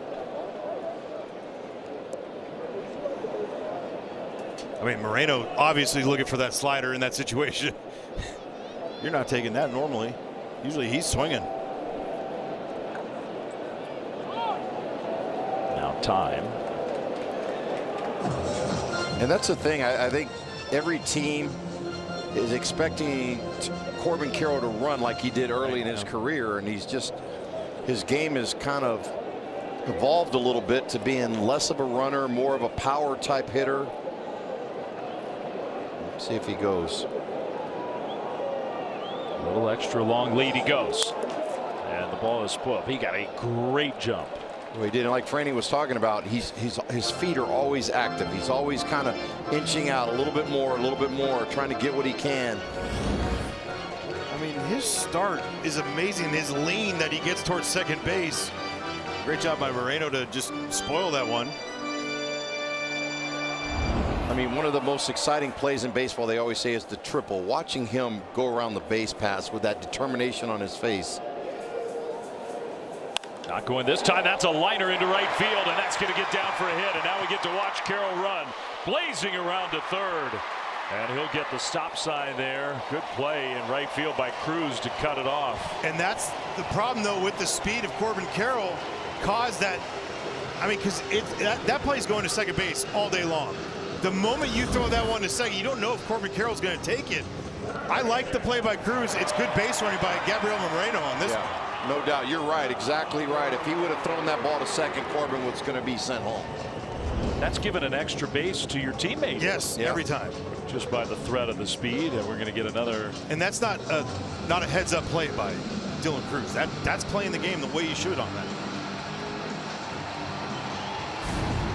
At Ace, no matter how you grill, we've got the perfect one for you. Because only your local Ace has all the best brands in one place, like Weber, Big Green Egg, Traeger, and Blackstone.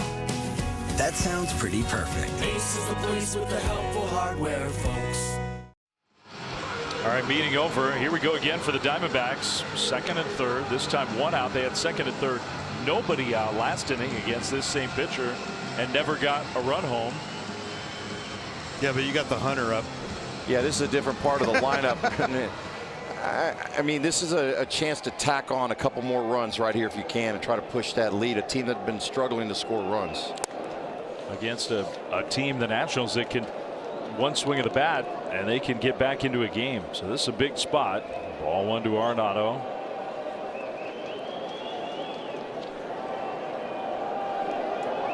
Over 1,200 RBI in his career. He's going to the Hall of Fame someday. Oh, yes.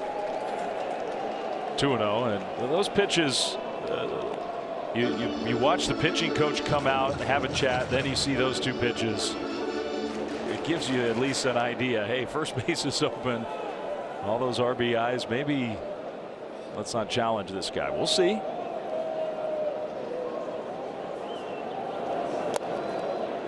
Did he go? No. Slider in the dirt. 3-0. Boy, 3-0. He's probably got a green light here, I would imagine. He can get a pitch, he can drive. I think Torre will let him loose.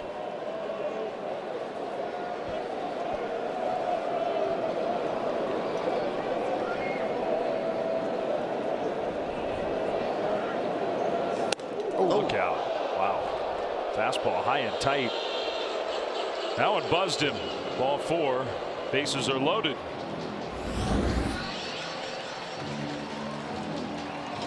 I think that was one. If you're going to walk him, you're going to make sure he doesn't have anything good to swing at right there. Up and in. Little bow tie action. Ooh.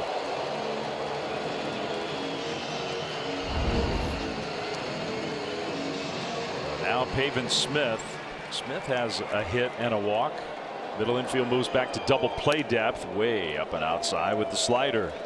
Nolan gave that look too, that if it was back a few years back with the play at second base, he's coming after you. Oh, for sure. Your middle infielder going, give me the ball quick.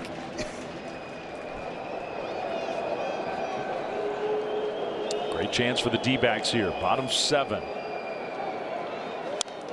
Foul back.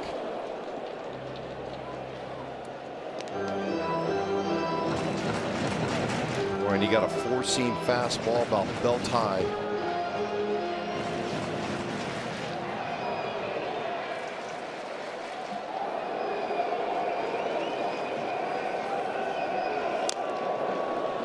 Another one. Yeah. Those are the pitches you're looking for in this spot. Oh, those are just sort of challenge pitches. It has a changeup he's thrown in the minor leagues, but it's just been fastball slider. He's challenged him here the last 2. He's gone right after him since he walked Nolan.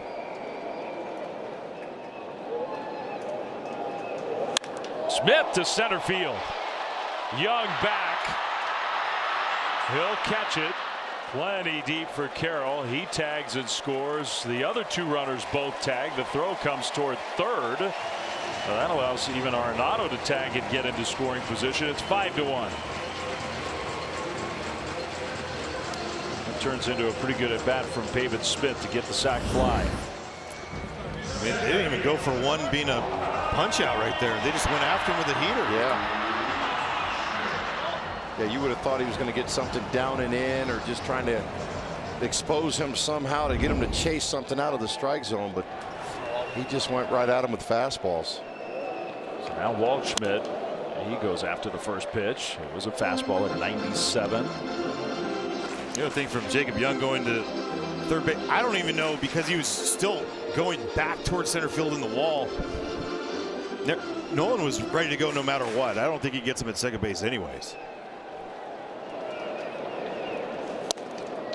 0-2. This is where the youth comes in right here. This is a slider away 3-4 inches off the plate, and he's trying to pull that ball, which he's done a great job too of hitting the ball to right center field. Maybe now with 2 strikes, change his approach a little bit, see if he stays up the middle of the field. Strike 3 call. Waldschmidt's going to challenge. Didn't even let Manny get the full punch on that. The batter is challenging the goal.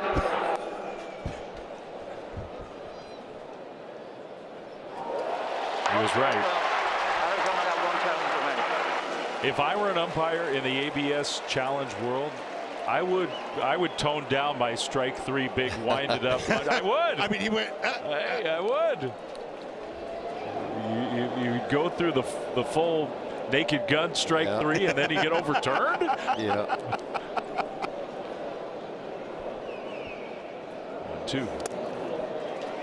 Who was it? Was it Laz Diaz umpiring behind the plate, and who was it? Was it Salvador Perez? Yeah, Salvador. Yeah. Where he back to back, and then he was going to ring the guy up, and he looked around over his shoulder to see if Salvador was going to call it one more time. But like you were saying earlier, that's what you just hope the umpires did. Yeah. Like, and have that way about them, because it made it for a fun experience. Got him. Well, he finally did chase. So the Diamondbacks get the 1. We go to the 8th. It's 5-1.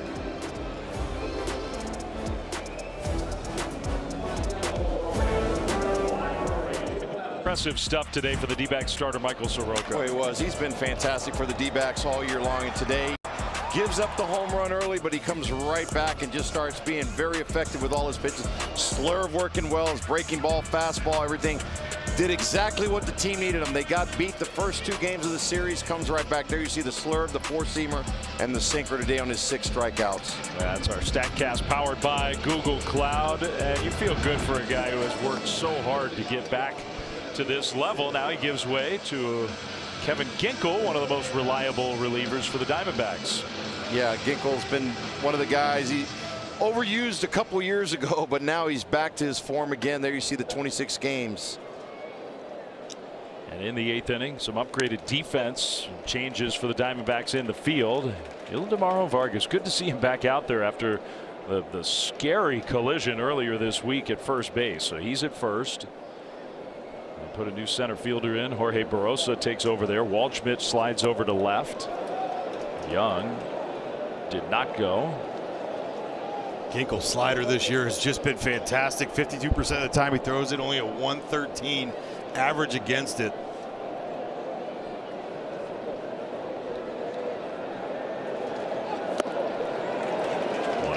Boy, leaning back to Soroka real quick, when you lose the first 2 games of a series, the manager is always hungry to give that ball to somebody who's going to take the bull by the horns out there and go out there and pitch effective, and that's what he did today. I mean, he's been the guy. I know it's kind of an old school baseball term, but stopper. Be a stopper. Absolutely. For sure. You need a guy to come out there, and he gave a strong outing, 7 innings. And if you're a baseball fan, you got to feel happy for a guy like that. He's gone through so much adversity, up and down career, so much promise early his rookie season. He was an all-star and then was the opening day starter, blows out his Achilles, misses, and does it again, misses basically 3 full seasons at that young age, Soroka. I wasn't an all-star, but I tore my Achilles when I was 24, 25 years old, and it's a daunting task to go with. You think everything's done. Yep. And he did it twice. Well, Jacob Young fighting here against those tough sliders from Ginkel. Now, this is a big moment in this game for the Nats. They're down 4, but you get the big boys lined up, trying to put some pressure on the Diamondbacks bullpen here in the late innings.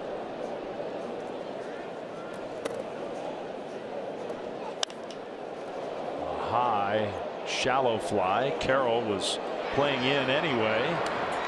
Out number 1.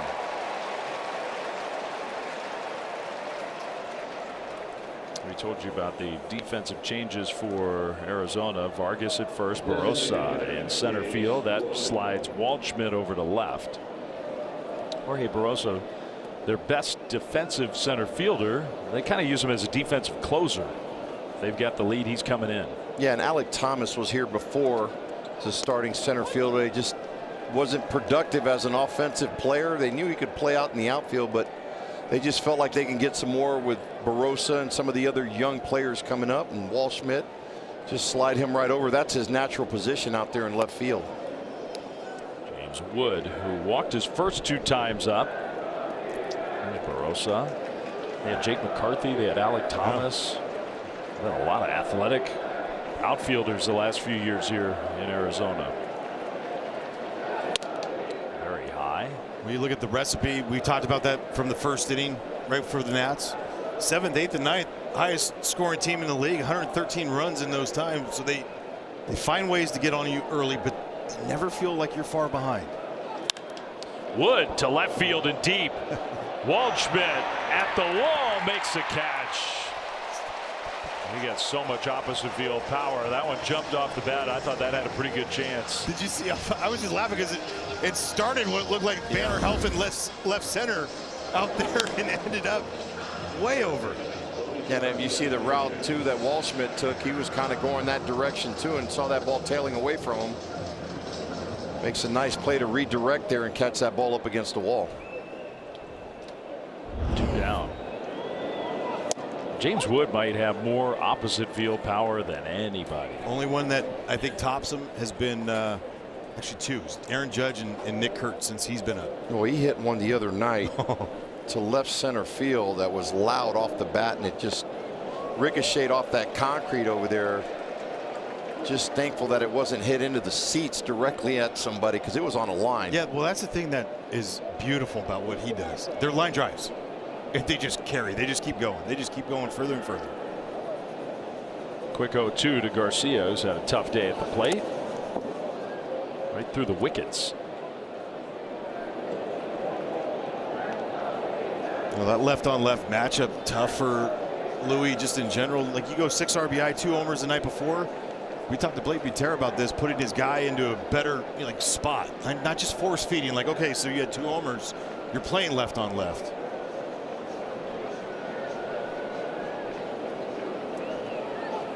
And I get that. I think the Nats have done a great job this year putting their guys in real positive matchups. If you go 2 home runs, including a grand slam, and I'm the manager, you're in the, I don't care who's on it. Yeah, I agree. You're in the lineup. You're around Boach too long. Yeah, that was just a hard I'm with you. I'm with you. You don't put the guy in the cooler. Well, Dave. On the ground, Marte knocked it down, picked it up, and got it. 3 up, 3 down. Ginkel retires the side.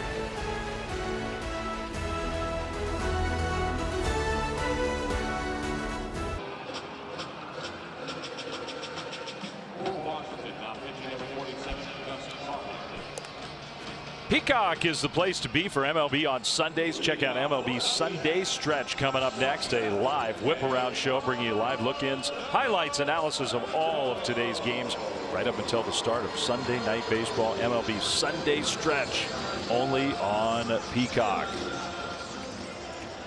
Diamondbacks and the Nationals here, and a third pitcher of the day for the Nats. Gus Varland will take over for the 25th time. How's old Gus doing, Franny? Yeah, good fastball at the top of his zone. Has good vert on it, right? So it stays on plane. Those guys that we thought that, oh wow, it looks like it's rising. He's got that with a little slider. It was way more consistent early on. April, early-ish May. Been a little rougher over the last few weeks. His younger brother Louis is just having an awesome year out of the Blue Jays bullpen. If you like a .26 ERA. I like that. He's pitching 30 games. Yeah, Ben. I mean, right there with Mason Miller, maybe a couple others, best reliever in the game. 1-2 to Perdomo.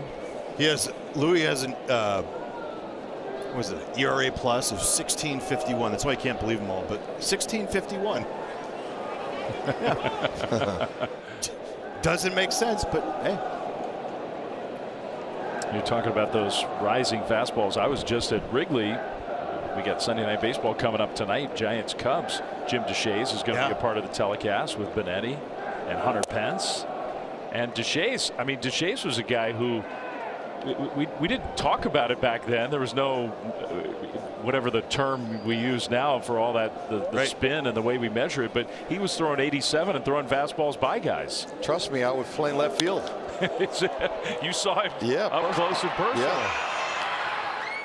And we were laughing with him the other day about, we didn't have any way to measure it, or we had no technical term for it, but that's what I was doing. I just had extension and spin, and the ball looked to hitters like it was going to come down, and it just stayed up, and they couldn't square it up. Well, that's the thing now. I mean, we pay so much attention to exit velocity, the miles per hour, and the speed of the pitch and things like that. These guys back then were pitching to location, hitting their spots, and even offensively, if you struck out a lot, you weren't getting to the big leagues. It was all about making contact, putting the ball in play, and now everybody's playing more of elevating the ball, getting it up in the air. Vargas on the ground, big hopper to first, and that's out number 2. 2 down. T-Mobile, America's best network, connects you to America's pastime. Here is Barossa for his first at bat. I'm just glad to see Ildemaro Vargas back on the field, and I hope there's no sort of residual trauma from what was a really scary moment earlier this week. He and Max Muncy both. I can't believe they both survived what was a horrible collision.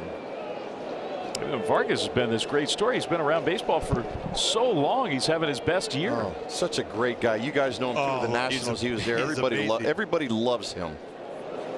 I call him the Danny Rojas of baseball. So the day after baseball is life. The day after that collision with Muncy, I came into the locker room and I said, hey, I got a call today from the Arizona Cardinals, and he's looking at me like, oh. I go, they want you to come out after the season for a tryout. Would you be willing to come out? He started laughing. He's like, oh, no. He's like a different football I'd be in. Yes. It was a collision you don't see in this sport very often. I think both guys thought each was going to go to a and I thought different direction. I thought Torrey said it correct. I mean, it's just one of those things where a guy like Freddie Freeman, who's played thousands of innings over there, he goes into his slide, but Vargas only played there for a year. Yeah. Not even that. He's using that Carlos Santana glove. Smart. It's got gold on it. It has the Gold Glove label on it. Yeah, why not? I love that. Feel like a Gold Glover out there. He has done a great job stabilizing first base for a while, and plus it helps when he was on that hitting streak that he was going through and doing a lot of positives. He was red hot. Strikeout for Varland, and we go to the 9th inning. Last chance for the Nats here in Arizona.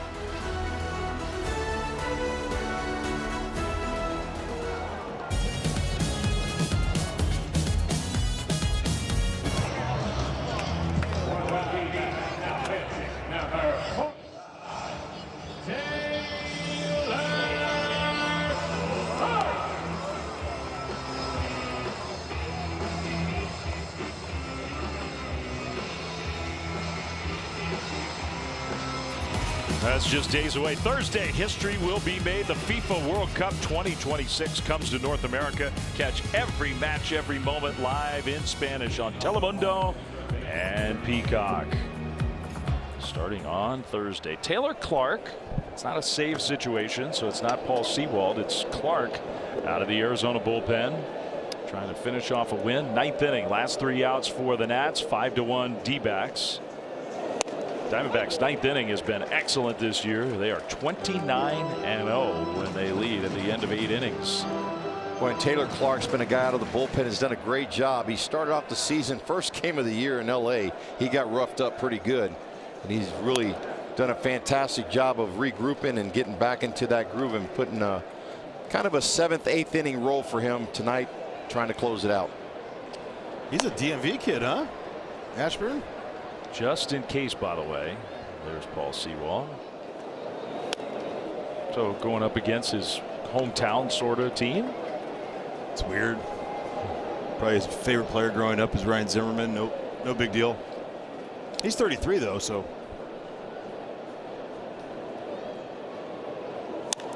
Mead to shallow center.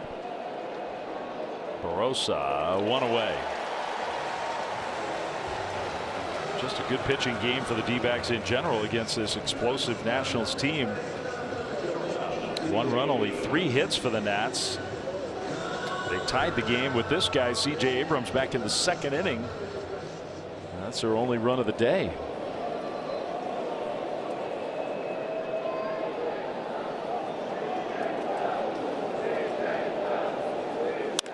Abrams out to right field.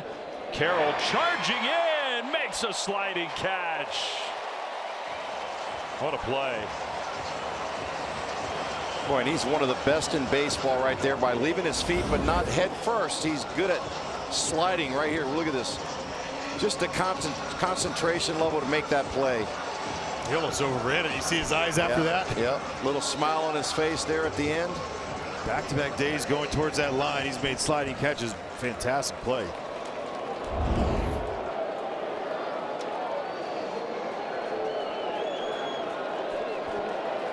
Last chance for the Nats. Dylan Cruz. Strike 1 swinging.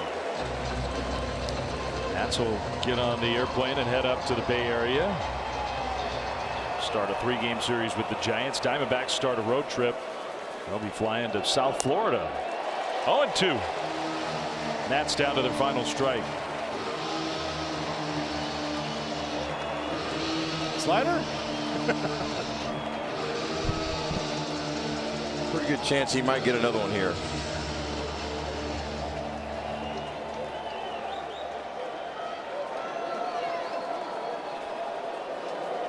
Oh, 2. Did he go? Yes, he did, and it didn't matter. Strike 3. He got the slider, and the ball game is over. Counts as a come from behind win for the Diamondbacks, who salvage a game here at home. Yeah, much needed win for the Diamondbacks after they lost the first 2. Looked pretty bad offensively. Today they caught up and scored some runs early. Michael Soroka had to come out there. The offense has been so good for the Nationals.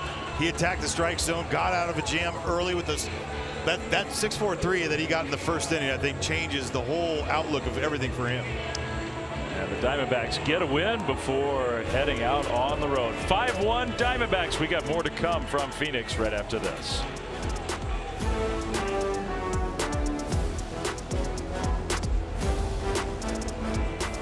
Experience vision changes before scheduled procedure. New season of Love Island USA on Peacock, and don't miss the World Cup Aura streaming starting on Thursday on Peacock. Every match live in Spanish. 5-1 Diamondbacks over the Nationals to get a game before heading out on the road. Just moments ago, Caroline down on the field with a Diamondback star, Corbin Carroll. Corbin, an early homer for you. How did that set the tone for this team today?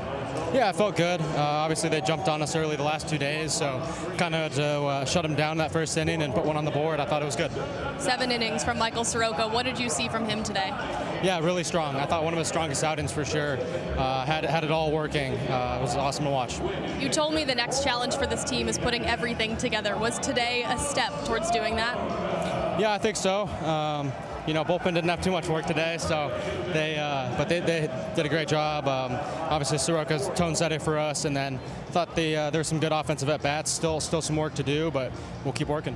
How important was this win to close out the series? Yeah, you can't get swept. It's not good. So to avoid that, you know, that's important for sure. Yesterday was your bobblehead day. What was that like for you?